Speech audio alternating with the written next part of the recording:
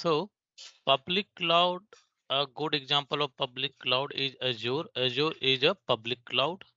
AWS is also a public cloud. GCP is also a public cloud. So public cloud means it is a basically anyone can purchase that, anyone can use that, and they can access the service through the internet.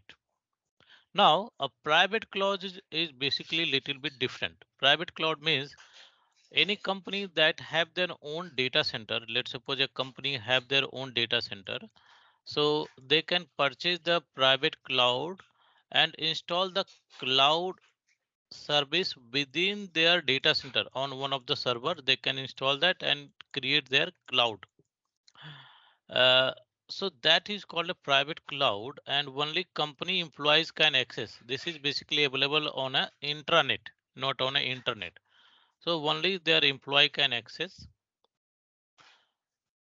and that's why it also provide you more security than the public cloud. Private cloud is a more secure than public cloud, but it is also costly. It is also costly than public cloud. If any company have the public and private both, if any company have public and private both, and if they connect both the cloud, then it is called a hybrid cloud. The connectivity or combination of public and private cloud is hybrid cloud. It's a hybrid cloud. What are the example of private cloud? Like a rack space. Rack space is a private cloud. HP Helion. HP Helion. HP Helion is a private cloud. Couple of other like TCS also have their own private cloud, and GCP, not the GCP. It's a uh, like another one is CenturyLink have the private cloud. So if you connect your public and private, then it is called a hybrid cloud. And there are three types of cloud service. This is a cloud type. There are three types of cloud. So these are the types of cloud.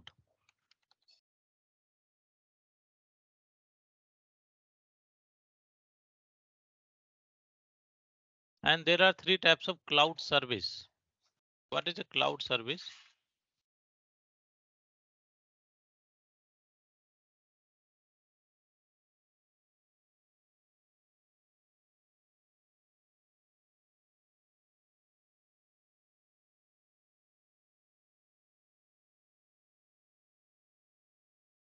There are three types of cloud service here.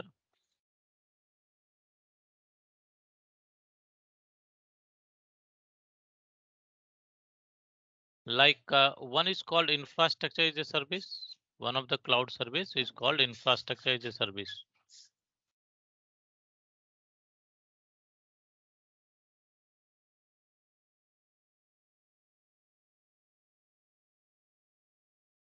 Another type of cloud service is platform as a service. PaaS.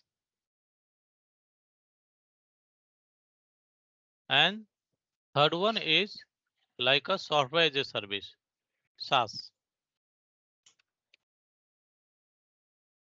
In an infrastructure service, let's suppose you build up a new server on Azure, you build up a server on Azure, and inside the server you install the application like a web application or like a SQL database, right? Like a SQL web application or SQL, then it is called an infrastructure as a service.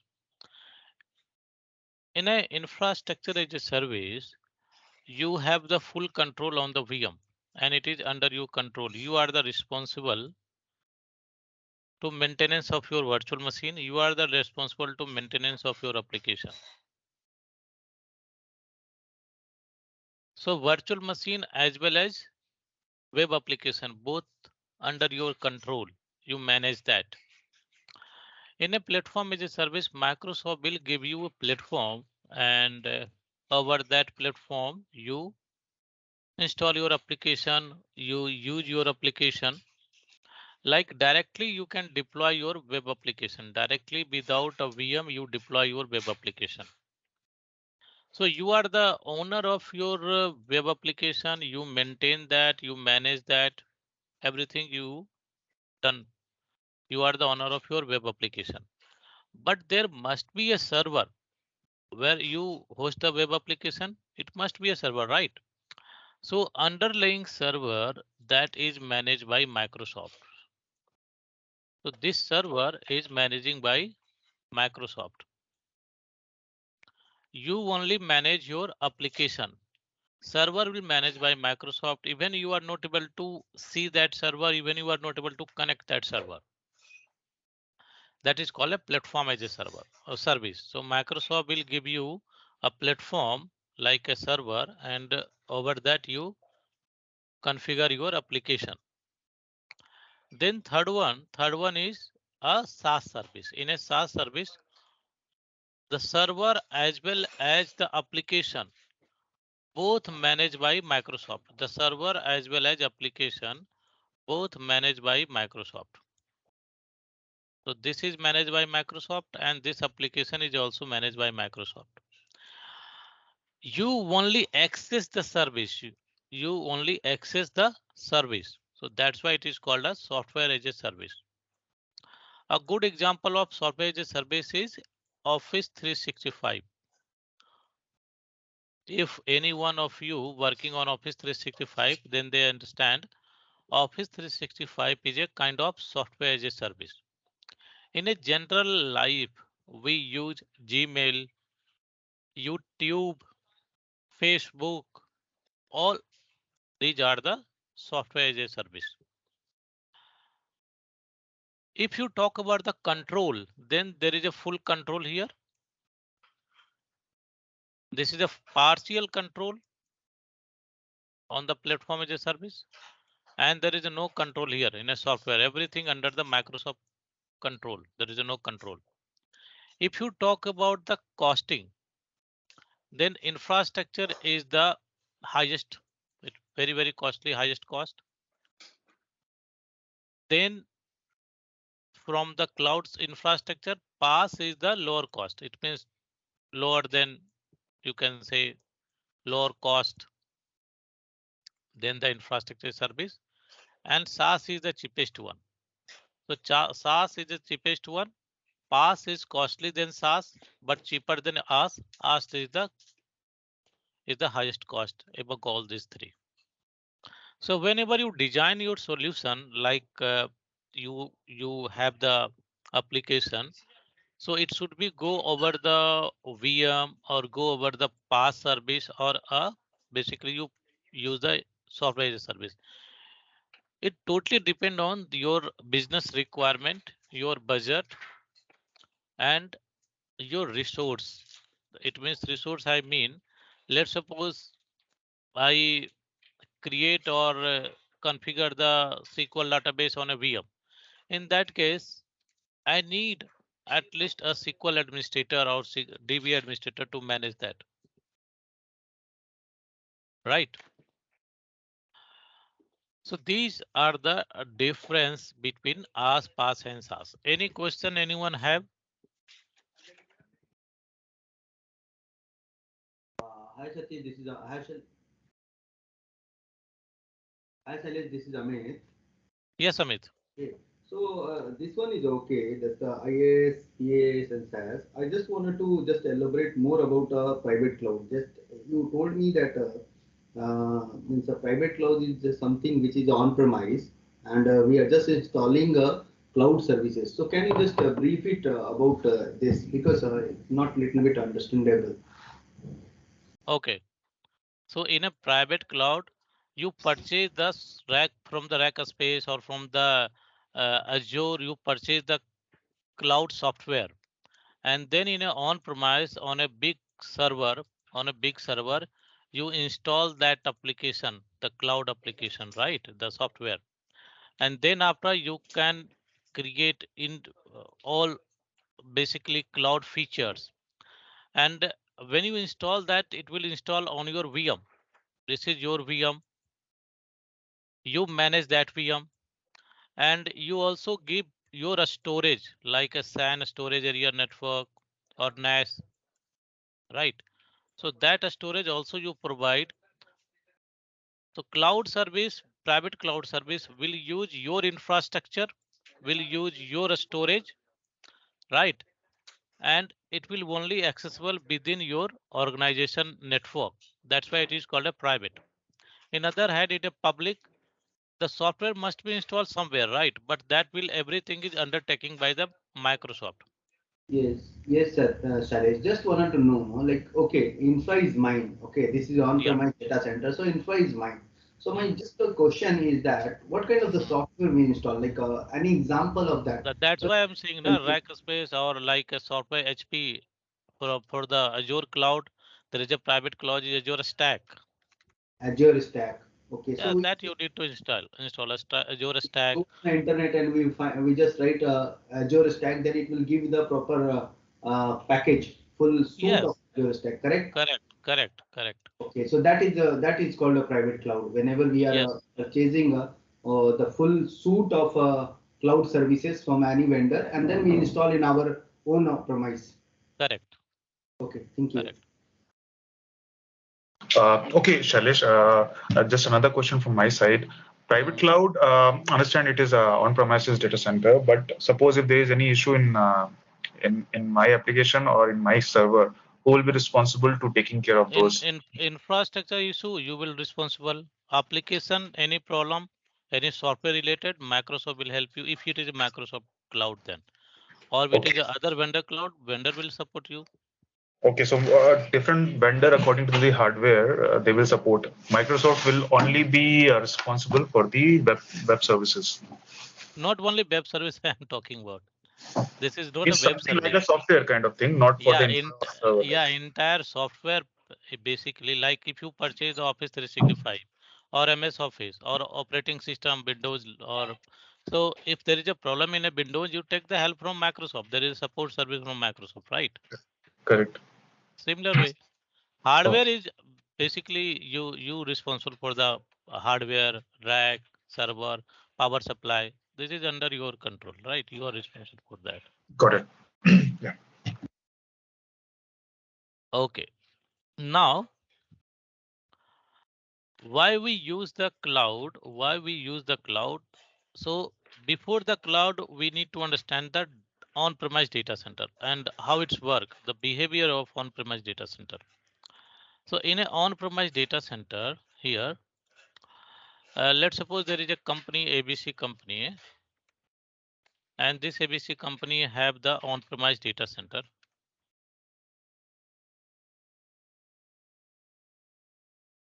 So within the on-premise data center they have the racks, they have the multiple racks. Within the rack, they have the servers. Maybe it is a Hyper-V physical server, right? Or maybe VMware. So they have these are the servers.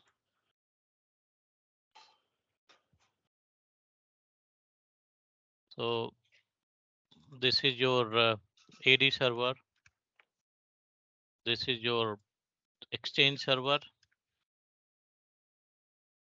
or it is bigger one. So we can see this is your application server. This is your SQL. This is your web application server. This is the file server.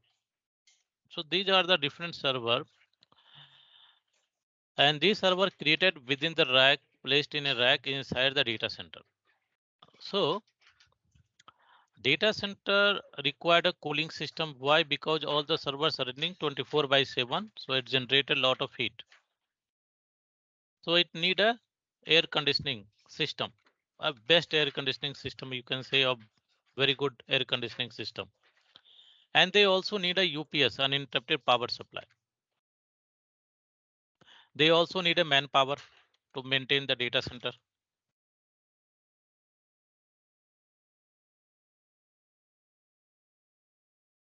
as well as they also need to upgrade their software, their hardware time to time.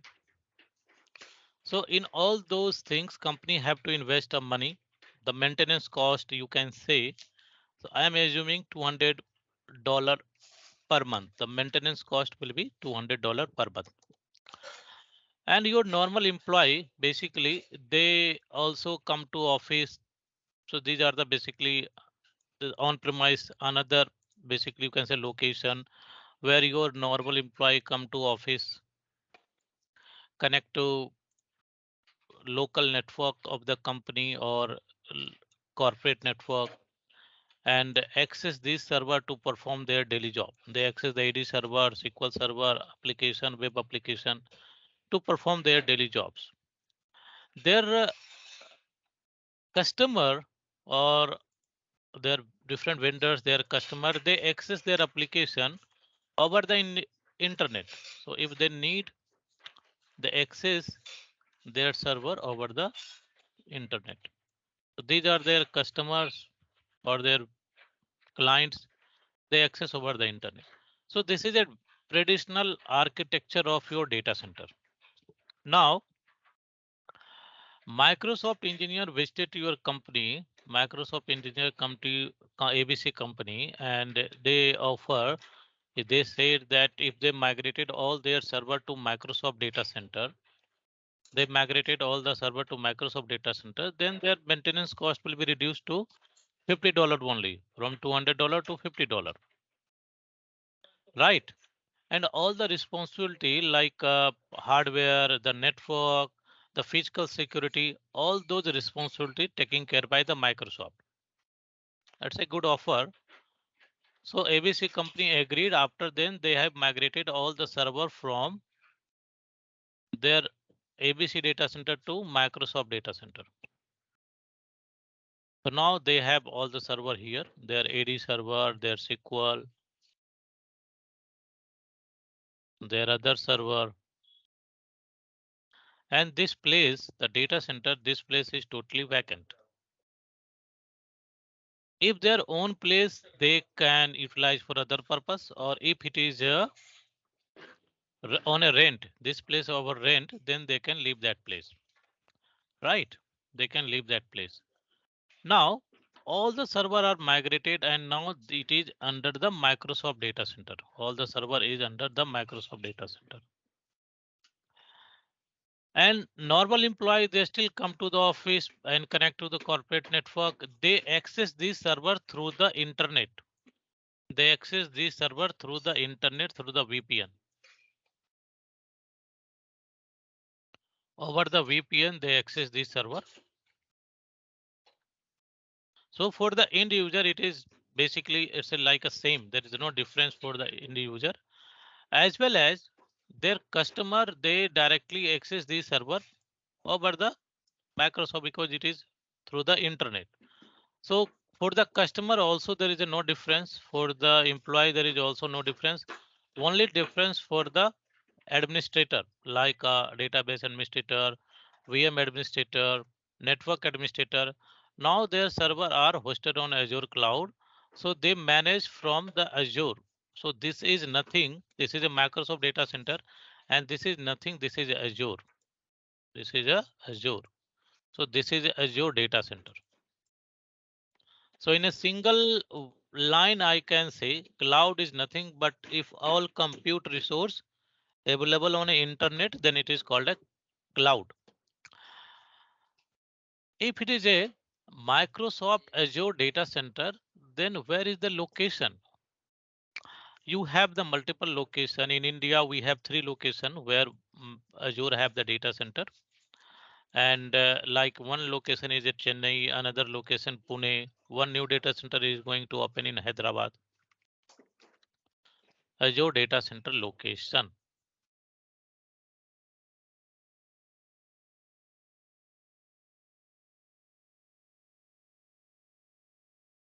So these are the location of data center. In India, we have central India, that is called a region.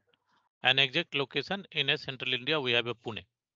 But we don't know where is inside the Pune. It is totally secret, right? It is totally secret and secure.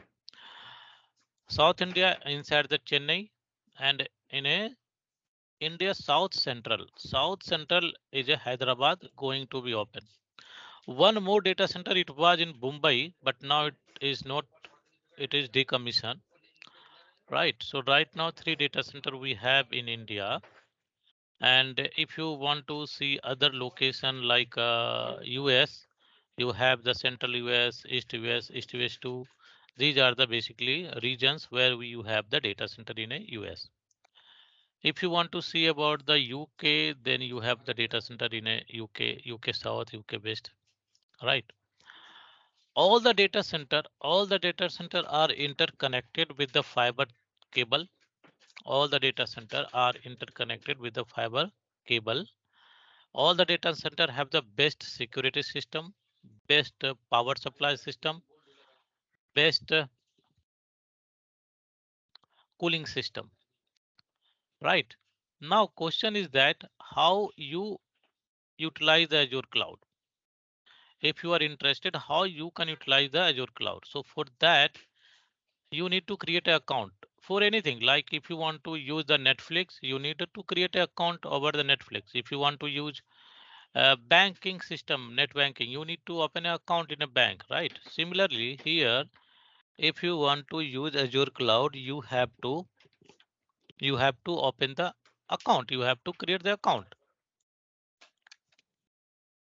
Azure account. For the Azure account, you use your email ID. That is a Microsoft email ID. Email ID you can use. So let's suppose an example. I am taking email ID is abc.xyz@outlook.com. So this is an example of the email ID I am taking. When you use this email ID to set up your Azure account, that very beginning in a starting, Microsoft will create one directory service for you. Microsoft will create one directory service for you. So this is Azure cloud, and within the Azure cloud, Microsoft will create one directory service for you within Azure Active Directory. So this is a Azure AD, Azure Active Directory, and one directory will created for you. The name of the directory is default directory. Why is it default? Because it is created by the system automatically. So this is the default directory. Within the default directory, it also create a domain, and domain name will be derived on the basis of your email ID. So it also create a domain, primary domain, you can say primary domain, and node and domain name will be abc abc dot will be removed xyz, then at the rate will be removed outlook dot on microsoft.com. On microsoft.com. So this will be the name of your primary domain, and your email ID is also basically it's a attached or link within your directory abc.xyz@outlook.com. And because you have created the account, so you are the global admin. You are the global admin. And now you can ask, what is a global admin? You are the global admin. Global admin is the highest privilege within Azure Active Directory. If you have experience on Active Directory, then you know within the AD, you have the enterprise administrator, right? So similarly, here you have the global administrator. Global administrator have the highest privilege, and he is the owner of your Azure Active Directory. After then, you can create the account of your other employees or other administrator, like you can create an account for Abhishek, you can create an account for Rohit, you can create an account for Rahul, right? And after then they can able to log in. Now this is the identity management service or user management service. So Azure Active Directory, it is a user management service. User, or you can say identity. Identity management service. So it is a user management service or identity management service.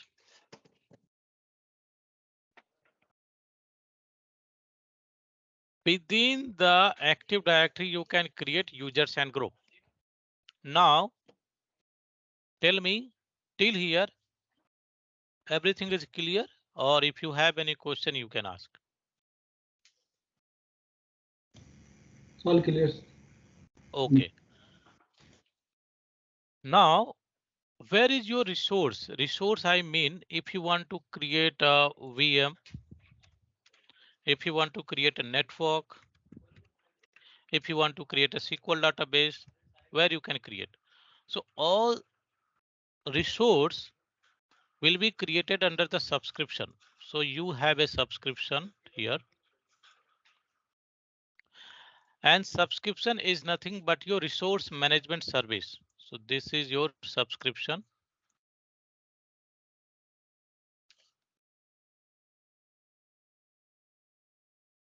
This is your subscription, and subscription is nothing but the resource.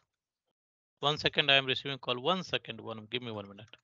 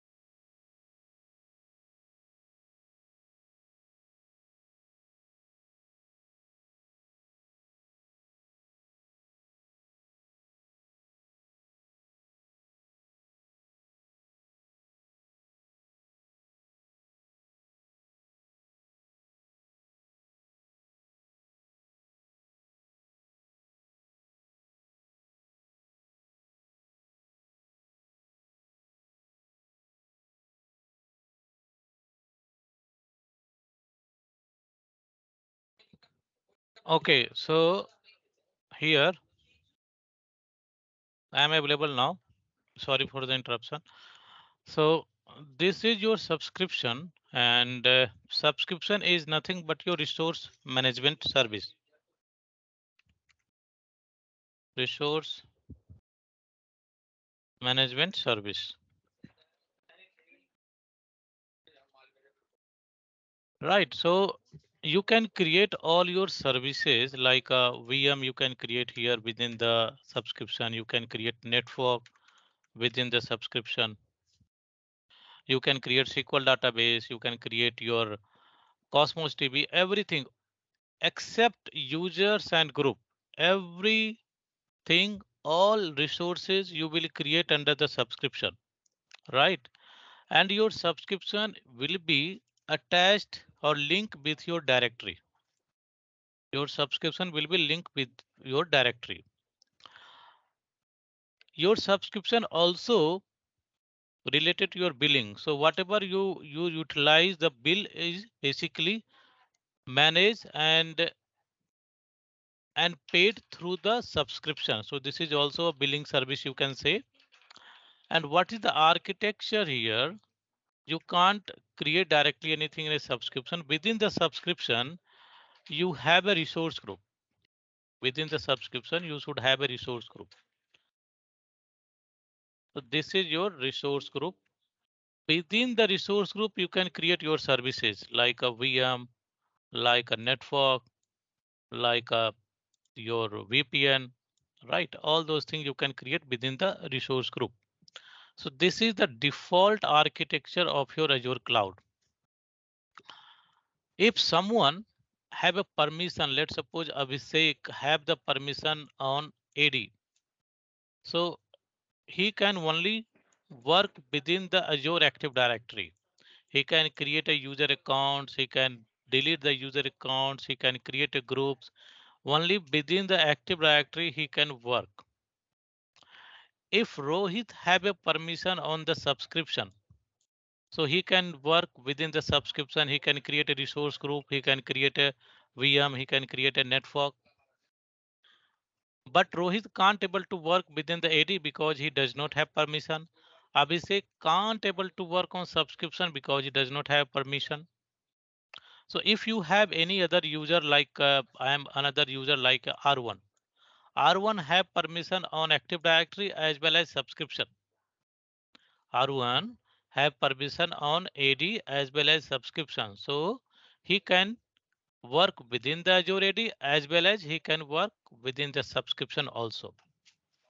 Now you can either assign permission on a subscription. So if you assign a permission on entire subscription, so he can work within entire subscription, everything.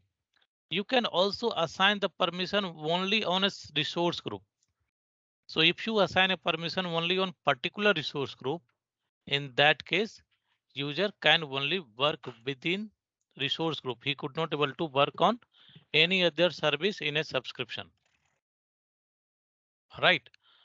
So during the permission, you have to define the scope. Scope, it means where you are assigning the permission. You are assigning the permission on entire subscription, or you are assigning the permission only a particular resource group, or you are assigning the permission only on particular service or resource. So these are the different scope. Either you can keep entire subscription, or you can give only resource group like RG1. This is the resource group 1 and this is the resource group 2, right? Or within the particular service only like a VM. So if you give the permission only on the VM, he can only work within that VM. He can start the VM, he can stop the VM, but he can't work on other VM in a same resource group, right? If you have give the permission on a resource group, then he can work this VM as well as this VM also, because he have a permission on a resource group, but he can't work on other VM in a different resource group. If you give the permission on entire subscription, then he can work here, he can work here, he can work here, anywhere he can work because he have the permission on entire subscription. Is it clear for everyone? Yes. Okay, so this is the architecture of your Azure cloud. Now another architecture, like how your VM will basically connected or other services are connected to each other.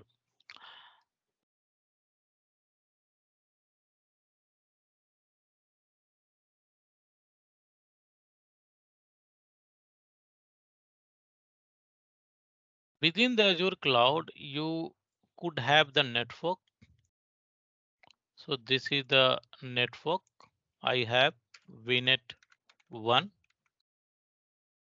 10.0.0/16. This is the network IP subnet of VNet 1. Within the VNet, I have two subnet. Let's suppose I have two subnet.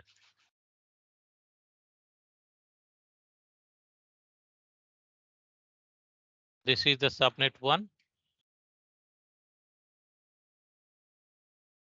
10.0.0.0/24, and this is the subnet 2.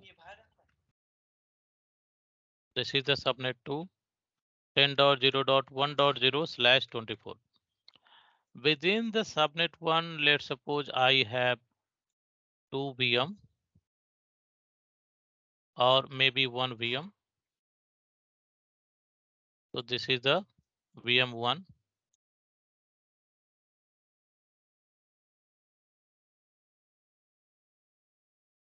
and this is the another VM here, VM2.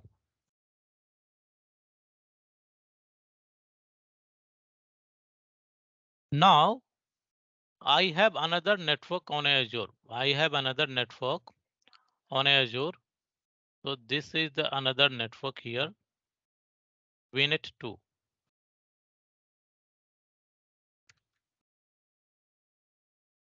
IP address range is 192.168.0.0/16. So this is a different network. And here I have two subnet also.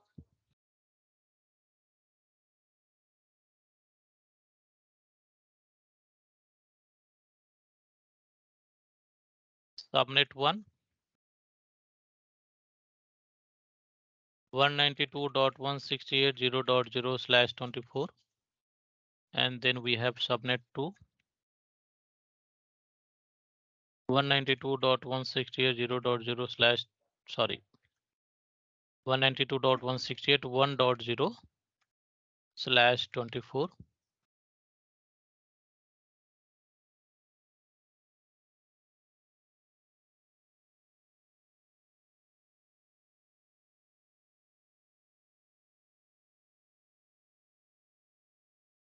Okay, so here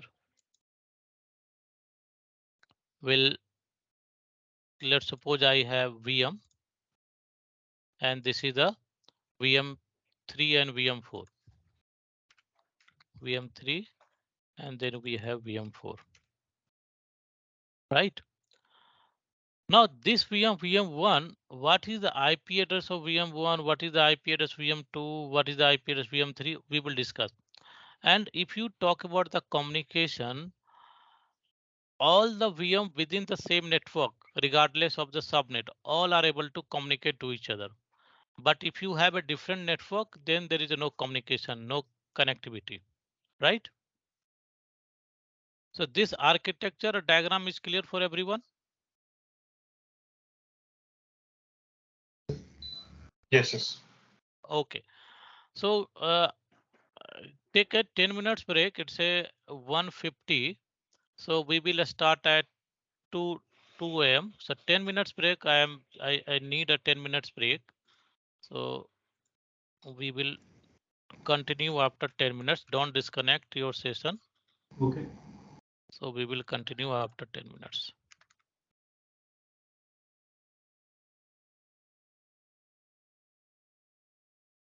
Okay, fine. Yeah, sure.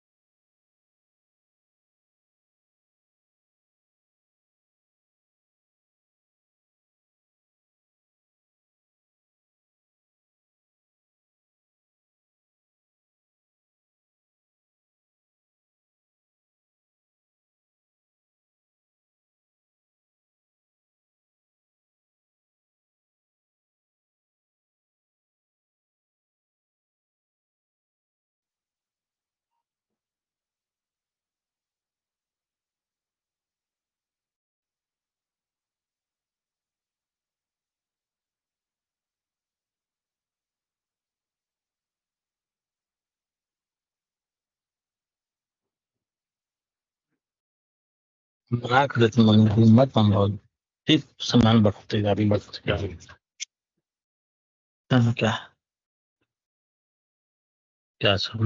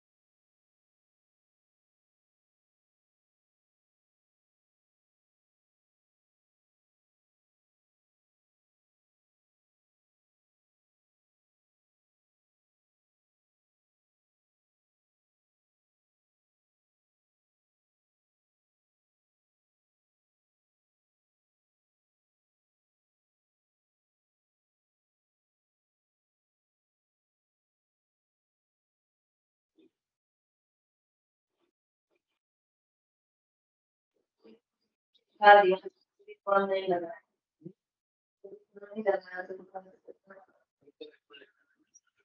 everyone, I am available. Okay. Hello, hi Abhishek. Hi. Yeah, we are back. Gopal? Gopal, are you there? Yeah. I'm here. I'm here. Okay. Okay. So everyone have understand the architecture of Azure cloud. If you have any question, feel free to ask. Okay. No questions so far. Okay, so I have already shared the screen. Are you able to see the screen? Just confirm me. Yes. Yes. Okay, fine.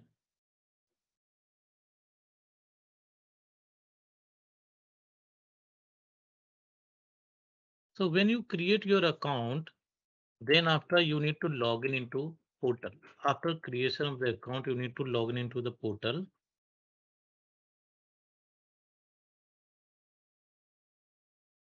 And after the login, you need to check two things. First, go to the Azure Active Directory. This is your cloud dashboard, Azure dashboard. And this is the menu. Here you can see all the services.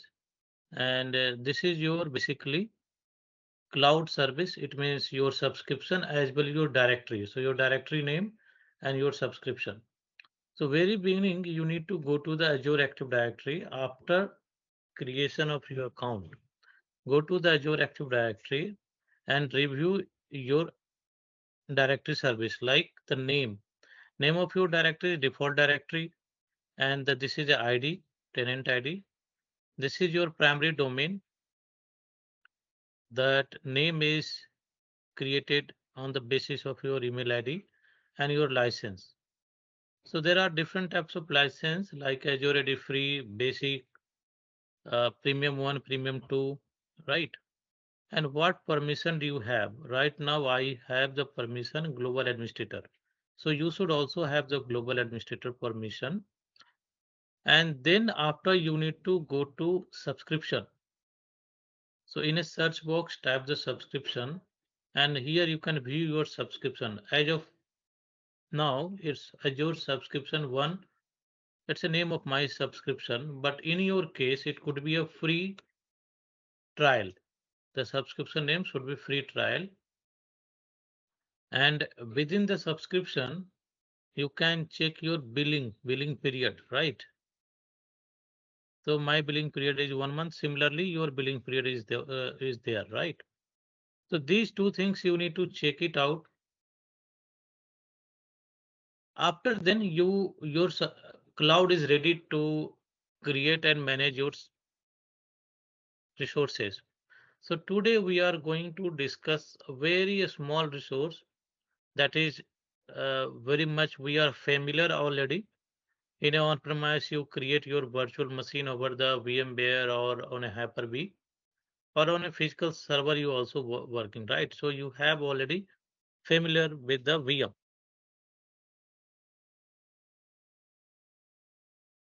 Virtual. That's why it is a virtual machine. When you create a virtual machine, it also contain other information. I want to delete this one first.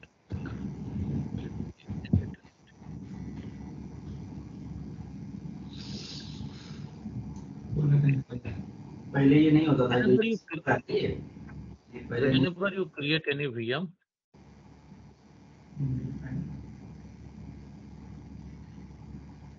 so what are the different components of the VM? Anyone can आना पड़ेगा basically tell me? Anyone?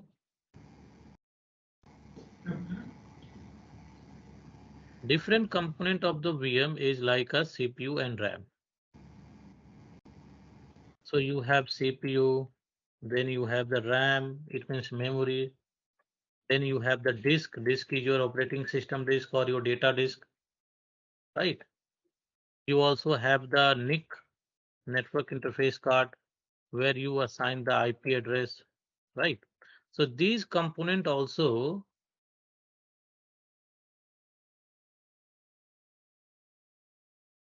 So let's suppose I am going to create one VM. This two VM is deleted.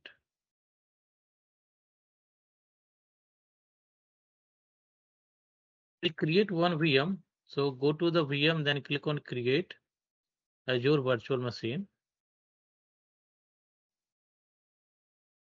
So as I told you, first you need to define the subscription. So here this is a subscription name. If you have multiple subscription,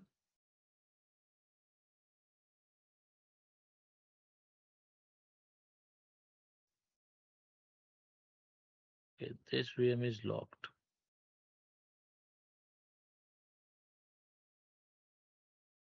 So in a previous class, I have created this lock.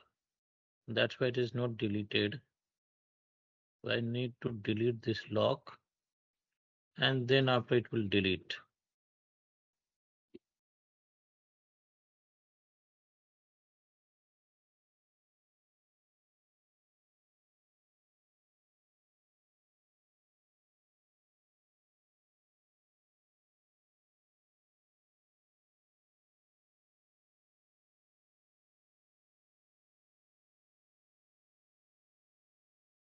Okay, going back, create a VM.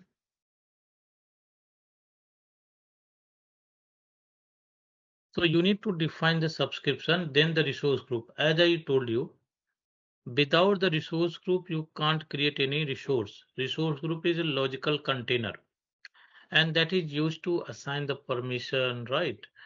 And similar kind of service you can create within a same resource group. So here, if I don't have resource group, then I can create a resource group. Like I am going to create a resource group name like ASAPRG. That is a resource group name, and then click OK. Then after virtual machine, so virtual machine, I'm giving the name like demo VM1. Then whatever we have discussed the location, we have a different region, right?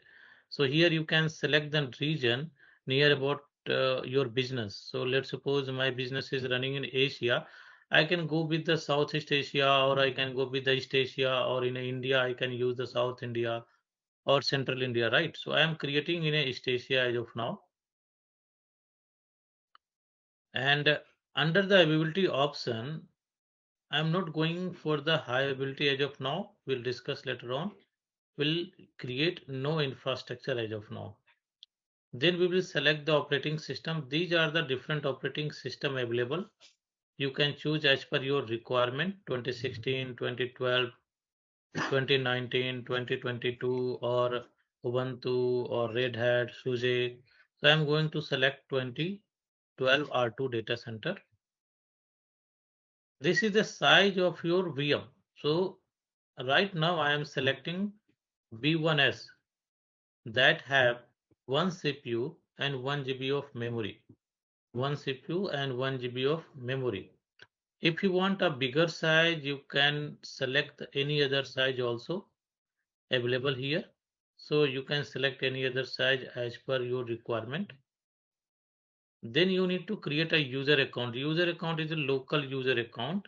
So the name is, I'm giving the VM admin. Password is basically complex password.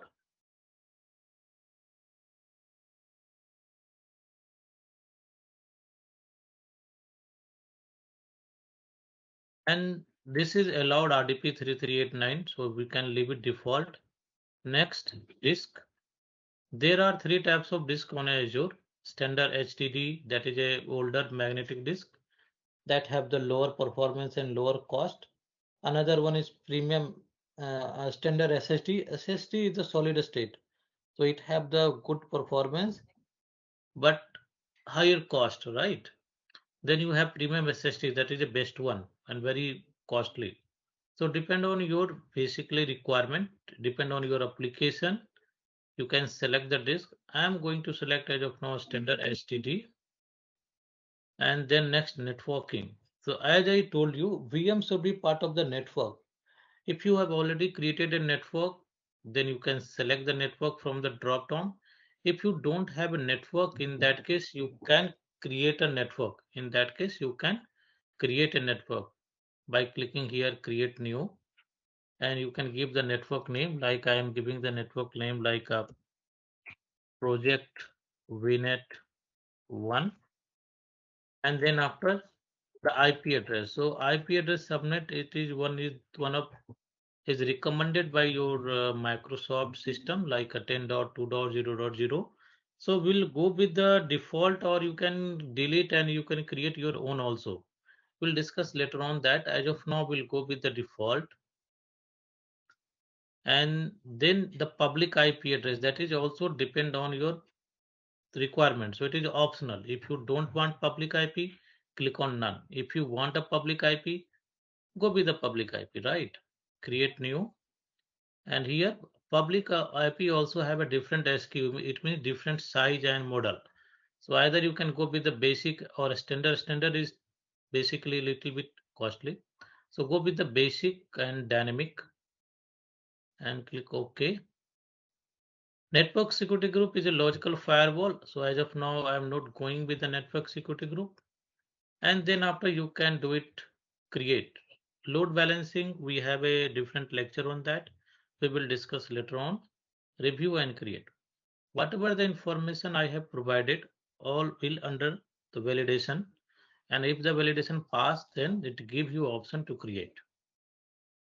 So you can see I can create now, and the cost of the VM is 1.34 rupees per hour. What it means? It means that if I run this VM for 2 hours, then I have to pay only for 2 hours. If I run this VM for 20 hours, then I have to pay for 20 hours, right? Accordingly. So it is a pay as you use. So click on create.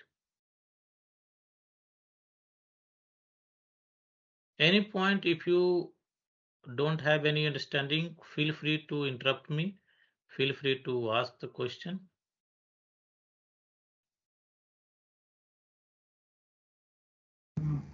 Shailesh, I have one question here. Yes, So, yes, please. let's see, in our organization where the company is asking me to give the pricing for three of the PMs based on the resource, how to create the budgetary quotation? Is there any way to create the budgetary quotation? What is your question? A pricing related question or VM size related? It's related to pricing. Pricing. So basically, let's suppose you receive a request from one of the project that they need uh, a VM that have 4 CPU, 16 GB of memory, 2 disk, right? 2 Correct. data disk. So there is a Azure calculator. Through the Azure calculator, you can define the pricing, and you can share that to your customer or your basically your requester. Okay. So that So the we V, is it's yeah, able to generate as a is like a pricing sheet with all the details. yes, yes. So pricing, VM pricing depend on your CPU and RAM. If you have less CPU, less RAM, then you have low cost. If you have more CPU, more RAM, then you have more cost. Okay. Where is that option? Or will it be covered in other sessions or further sessions? It is covered in basically it's a general, so I will cover anytime or I can cover right now also. It's a very small things we can discuss right now also. It's a like Azure calculator.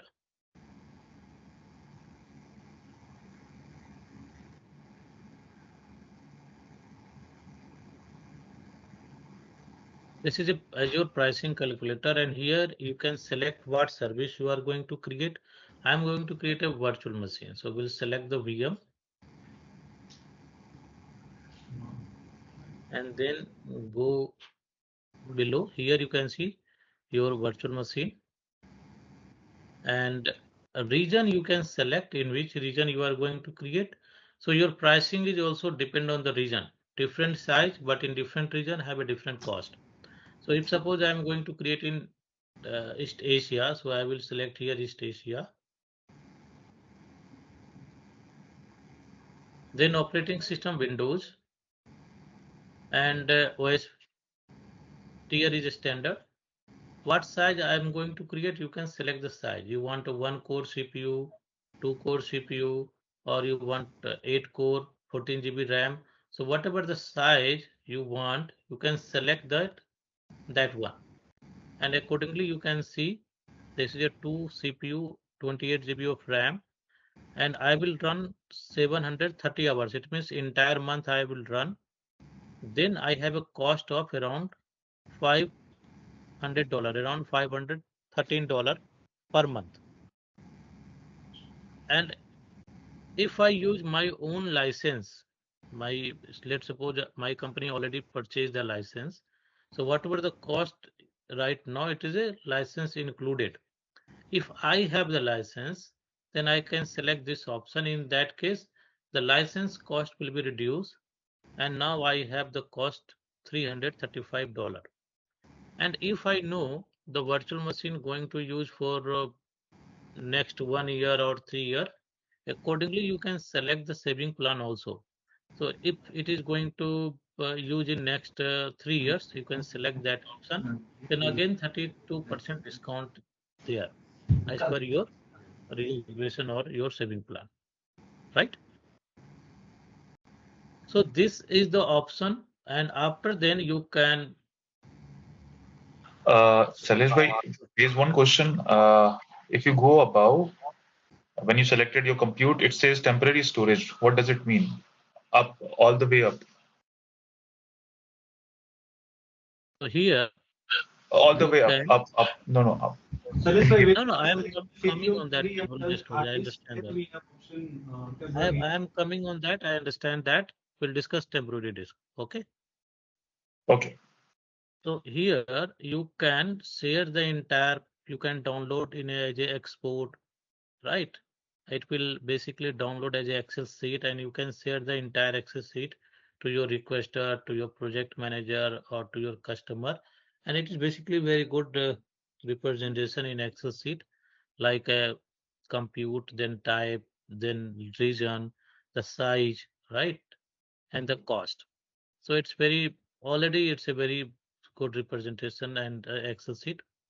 So this is the way every time whenever I request the costing, use the Azure calculator and you can share the cost to your customer. Now come to the virtual machine that we have already created. So this is the VM I have created, temp VM1, and this VM have the public IP, this one. So I can connect this VM through the public IP. Through the private IP, you can't connect because private IP does not have the internet support. So through the public IP, you can connect this VM.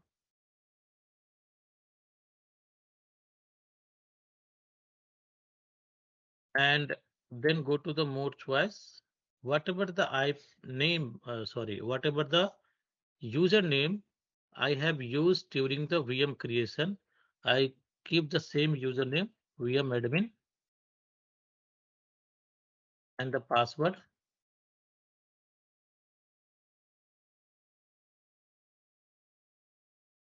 And you can see I am able to connect the VM.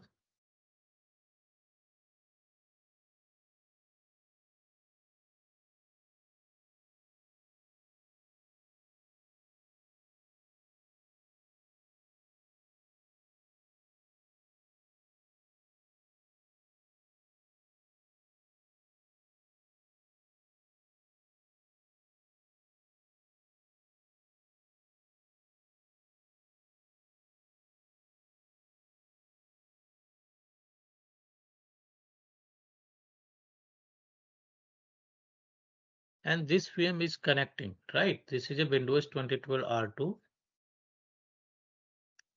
And it is just like a normal virtual machine, just like your physical server or VMware or Hyper-V. And here, if you go to the File Explorer,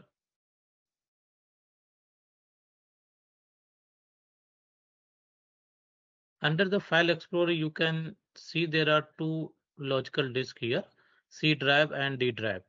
So C drive is your operating system disk and your operating system within the C drive. D drive is your temporary storage. So it's a temporary storage. Microsoft recommended that don't store any data in a temp storage. Otherwise, you can lose. Whenever system will reboot or stop, you can maybe lose your data. So don't store any data. There is a warning here, right? So this is that's why it is called a temporary storage. And the size of temporary storage is depend on your VM size. It is a 4 GB, almost around 3.99 GB. So this temporary storage is used to for the swapping file for the virtual memory, right? Not for the data.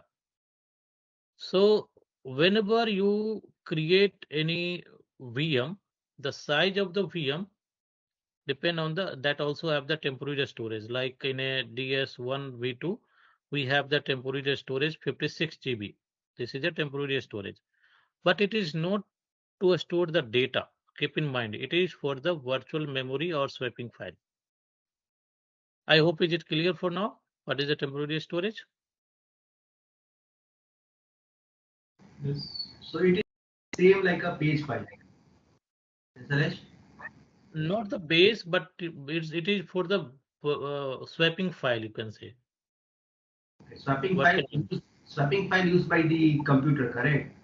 Yes, yes, correct, So correct. System as a the system. virtual memory, it is a temporary virtual memory, correct? Correct, correct, correct, correct. You understand the correct way. Now, This but there is temporary a storage problem here. also define the server performance. Like example, if we have more temporary storage, that means server will have more performance. Yes. Correct. Definitely, definitely. Okay, thanks. So here, let's suppose there is a requirement from the project that they need a additional data disk. Right now, you have only C drive. They don't want to use to store the data in a C drive, or maybe C drive is going to fill up. So they need additional data disk. How you can add the additional data disk in a VM? How you can add the additional data disk to the VM? So for that, you need to go to the virtual machine, and under the settings, you have the disk option. Go to there, and here you can see there is a one operating system disk of 127 GB. You can create additional data disk by clicking here, create and attach new disk. If you click on this button, you can create a new disk. Click on here, and then you need to give the disk name. So disk name I am giving here like a data disk, right? Data disk, and data disk 1, I give it data disk 1. Then the disk type or a storage type, I am using standard HDD. And the size, you can give 32 GB, 50 GB, 60 GB, 100 GB, 200 GB, right? I am going to create 64 GB. So the disk size will be 64 GB, type will be a standard HDD, and name is data disk 1. And then after click on save, it will create one disk, and also the disk will be attached with your VM.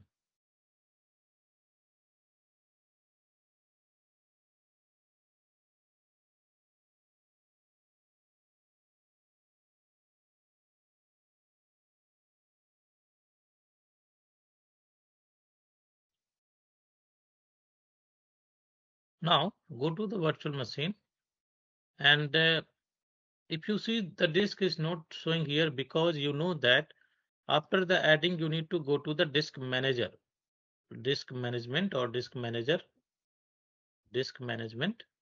and here you need to configure your disk. So you can see the disk 2 is already recognized. Click OK, and then disk 2 size 64 GB. You have to create the volume. So new sample volume, simple volume create. Next.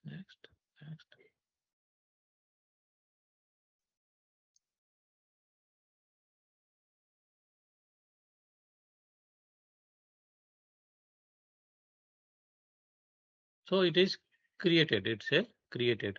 Now, if I go to the File Explorer, I can see a new volume, F drive is ready. And I can use this to store the data. It is usable. I can store the data.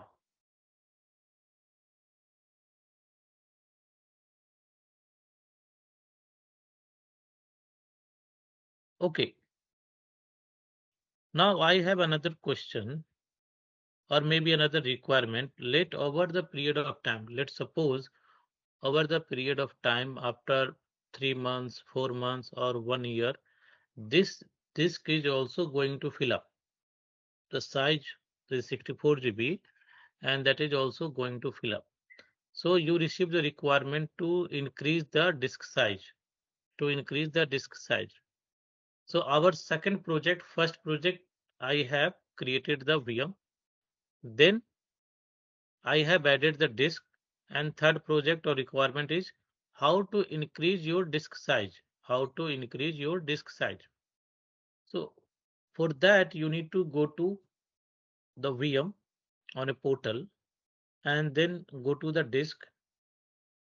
And this is your data disk, right? So you can detach the disk. Click here to detach. This is a detach option.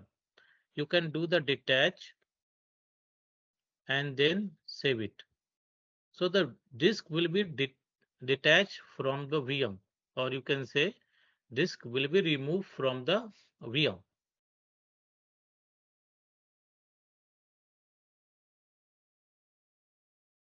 So it is still going on. Update to virtual machine. We can wait till this process will complete. So now it is updated. Once the disk will be removed from VM, then go to the disk option. So in a search box, if you type the disk, it will show you all the disk available on your subscription.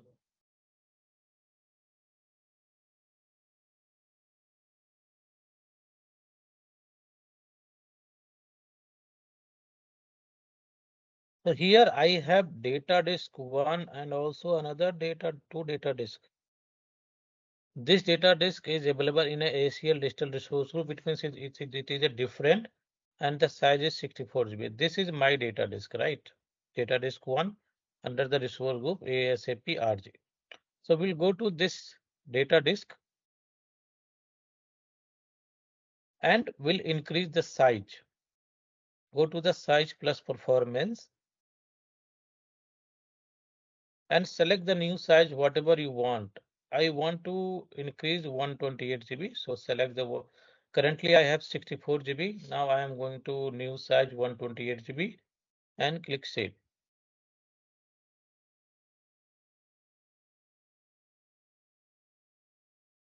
Successfully updated the disk. Once the disk is updated, so the previous one disk I will delete, otherwise it will create a problem. So we'll delete this one. Okay. Now, once you increase the disk size, then after you need to go to the VM again. Go to the virtual machine. This is your VM demo, demp VM1. Then go to the disk and attach the existing disks. You have already disk, right? So this time I am not going to create a new disk. Will attach existing disk. So click here and then select the disk name. So data disk 1, this one is available. So select this one, data disk 1, and then save it.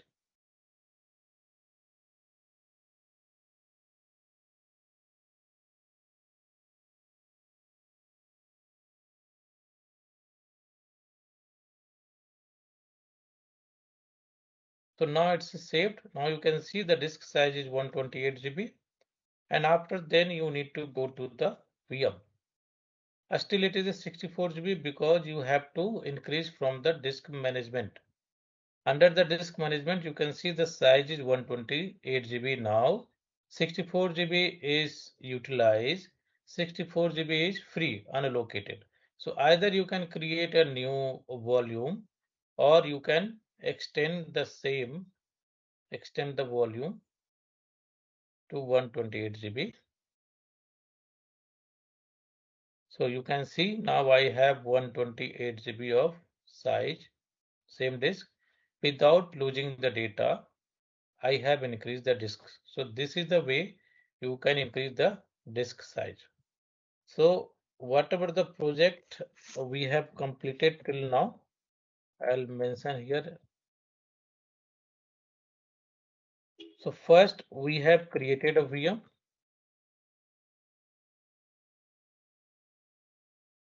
Create a VM. Then we have added data disk, and then after we increase the disk size. Increase the disk size. Now come to the VM size. So what is the VM right now? Right now I have a VM size, 1 CPU and 1 GB of memory. Later on, if project want more VM size in the terms of CPU and RAM, they want like 4 CPU, 16 GB memory, like that. So you need to increase the size of the VM. You need to come here in settings and then go to the size. And you can select the size, whatever you want that match your requirement. So let's suppose I want 4 CPU and 14 GB of memory. Then I can select this size and click on the resize. But remember, when you do the resize, then it will restart your VM. It will restart your virtual machine. It is not a hot swappable. So you need to take the downtime, maybe 30 to 45 minutes. Downtime is good enough, right? So whenever either you increase the disk VM size or you decrease the VM size, you have to take the downtime. So you can see here there are different options here in a like D series, B series, A series. What it means? Different series have a different capability. Like a D series, this is a general purpose. If you go with the E series, then it is a memory optimized. More memory you have. 2 CPU, 16 GB of memory. 4 CPU, 32 GB of memory. 8 CPU, 64 GB of memory. So E series have the more memory. If you go to the F series, then it is a compute optimized. It have the more CPU. Then similarly, you have other size also. So if you want to know about the different size, right? So you can click here, learn more about the VM size. You need to refer the Microsoft document. And here you can see these are the different sizes. This is for general purpose, B series, D series. General purpose, it means it have the balanced CPU and memory ratio and ideal for the testing and development, a small to medium database, right? If you want more CPU, then you can go with the compute optimized like F or FS, right? So it have the high CPU to memory ratio. Memory optimized, high memory to CPU ratio. Similarly, for the storage, if you want more storage, then you can use L series. If you want more graphics, like let's suppose you are using the VM for the gaming software. So for the gaming software, they required more graphics. So in that case, you can use N series, right? And for the high performance and powerful, use the H series. So these are the different series, and you have to understand that, and this is very important when you design or architect the VM, right? For the detail, you can go to the general purpose. You can learn what are the different in A series, so right. So, and if you want, you can go to the D series. So you can go and you can explore yourself more than that. Any question, anyone? Yeah, yes, Alish, this is Amit. Yeah, yeah. So my question is like here we have seen that if we even though we are increasing disk size or we are increasing enhancing the memory or CPU, we need a downtime for both, correct? Yeah, that is not absolute correct. For the VM size, there must be a downtime. You need to take the downtime. Okay, But so for the any critical application which is running on this server, so it will be a definitely downtime if we increase the Disk as well. if you yeah, increase this size or memory or right, CPU. right, It is right, not like a right, right. hot swapping or There is means. no hot swappable here. For the VM size, there is no hot swappable. You must take the downtime because your VM will be restart. For the disk, for the disk increasing, you can directly increase the disk from here also without any downtime. There is a hot swappable. You can increase the size directly here. Okay, so here we do not need any downtime. Only Yes, for the for the memory disk, and there is no CPU downtime. we need the downtime. For the VM size, you must have downtime. For the disk size, there is no need to take the downtime. Clear? Okay, so now for my understanding, I understand for this size we do not need any downtime, but Ah, for increasing CPU and RAM, you definitely need downtime. correct, correct. In case we are doing Why why I used other option? Why I basically detach the disk from the VM? Because sometimes I feel when I increase the size from here, it will take a longer time. It will take too much time to update. So that's why I used or preferred to detach the disk then increase the disk size. okay. Right? Yes. Okay then. See, it is still going. It will take so much time. That's why I'm not preferred this method. Okay. Okay. We understood. Okay, now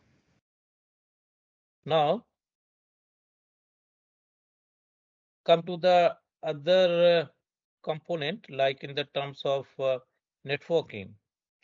So in a Sir, network, last question, sorry. yeah, yeah, please. So in this case, you have told us that we can increase the size of the disk like that. Can we decrease also? Can we shrink that? No, no, Any? no, that you can't do. That feature is not here. You can't sync. You Okay. can increase, but you can't decrease the size. So basically, you should Same, more same like careful our during the compromise. increasing. It is same like During our the sorry, it is the same like our on premise that we cannot decrease the size of the disk, increase. we can only increase. Right, right. Okay. Thank you. Shailesh, sorry, Gopal here. I have one doubt Mhm. here. So, is it possible to change the hard disk type without losing the data? Let's say it's now I'm subscribed for the HDD. I want to change it to SSD without data loss. Is it possible? Definitely, you can do that. You can do that. Definitely, you can do that. Go to the disk and you can change the type, disk type. So Mhm. under the size and performance, without data loss, without downtime, you can change the disk type.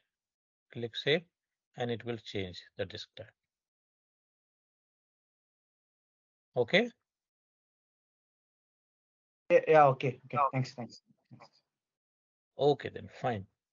So I'm talking about the networking component. So on a networking component, this is your NIC, network interface card, right? And the name is DEMP VM1659. And this have the public IP, this one, and private IP, this one. All the private IP right now provided by Azure DSCP server. So if you want to more detail and if you want to change the IP settings, then go to the network interface card, then go to the IP configuration.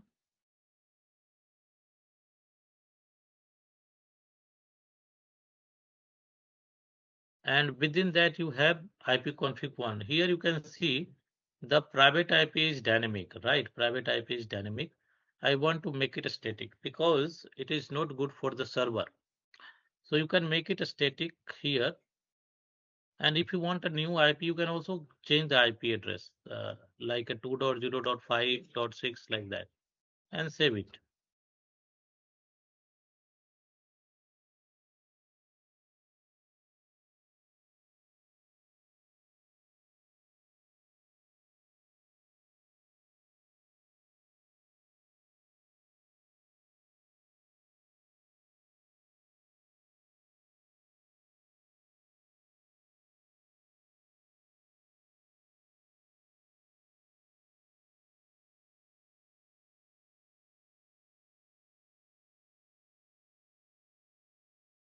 See, the disk is still updating. It's still not completed yet, right?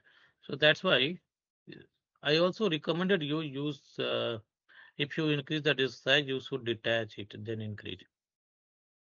So now I have the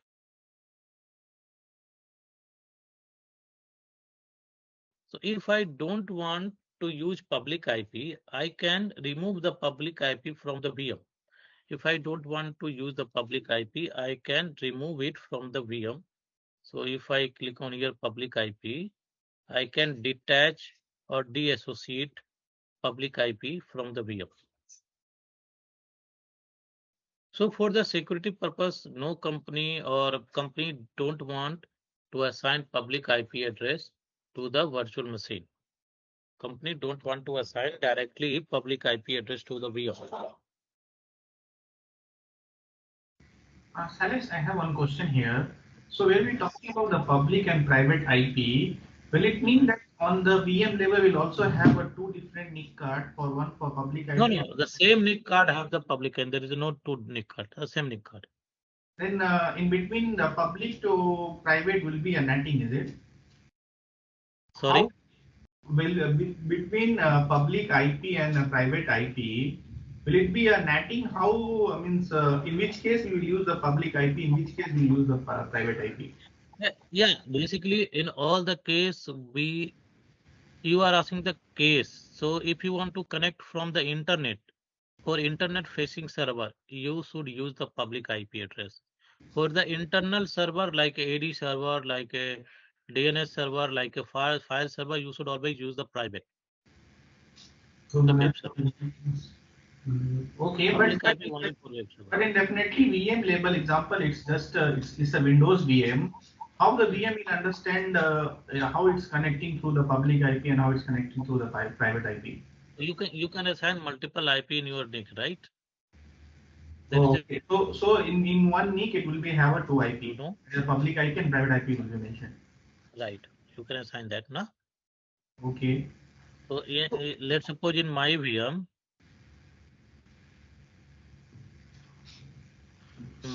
I can also assign the multiple IP within the same NIC. Right now it's a disable. So within the same NIC, if I want, I can assign the multiple IP. So this is it through the DHCP IP, and then in advance, you can basically add the additional IP also. Okay. This part I understand. So on when the Azure VM first time it created on the VM NIC card will have a two IP. One is a public IP and a private IP, correct? Correct. Okay, okay. Now, I have removed the public IP. Now I don't have a public IP on the VM. So if I go to the virtual machine, you can see there is no public IP.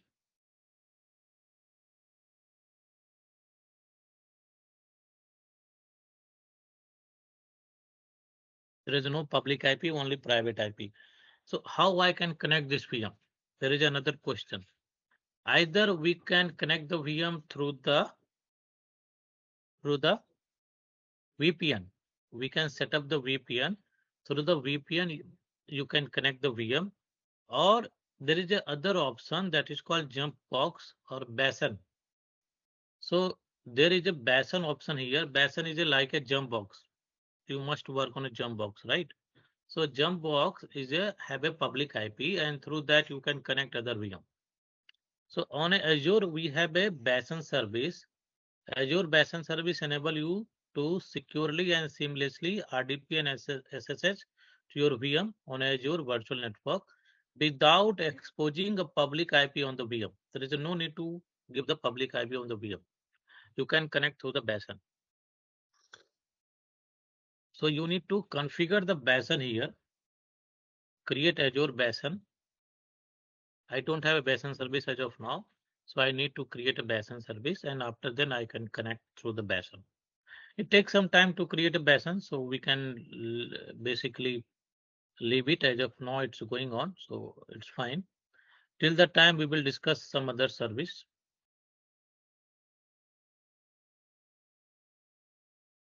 Now let's suppose you forget the password. You forget the Azure VM password. So how you can connect the VM? In that case, you can reset the password also. There is an option to reset the password. If you go to the bottom under the help, you have the reset option, reset password. And you can, whatever the password you want, you can give the password here. But sometimes you also forget the username. It happens sometimes, right? To forget the username also. So in that case, whatever the username you give it here, this user account will be created automatically on the system. Like I'm giving the aged admin. So aged admin account will create on the VM with the admin rights, and I can connect the VM with aged admin user account. Got it?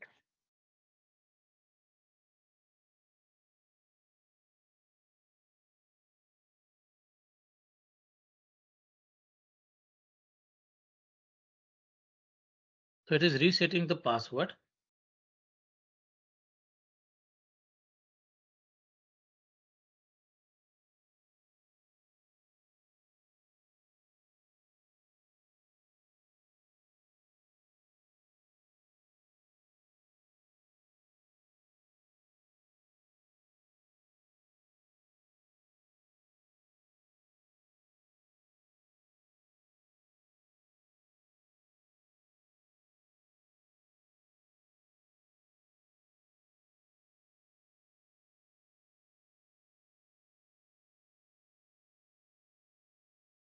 Meanwhile, we'll check the Azure basin service. Still it is running. So two services running parallelly, basin service and password reset. Password reset is successfully done. So I can connect the VM with the aged admin user account. So this is the way you can do that.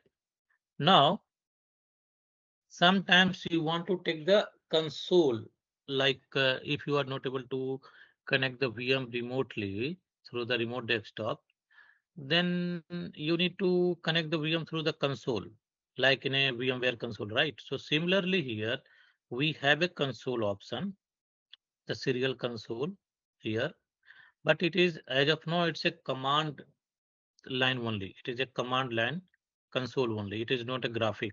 Maybe after 1 year or 2 years, Microsoft will provide the graphic console, but as of now, it's a command only.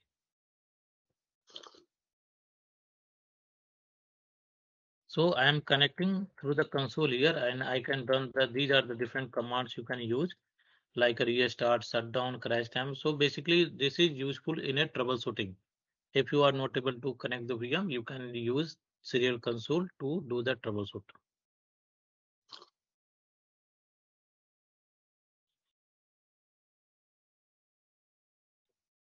Now go back and check it again. The basin host is done or not. It is still creating the basin host.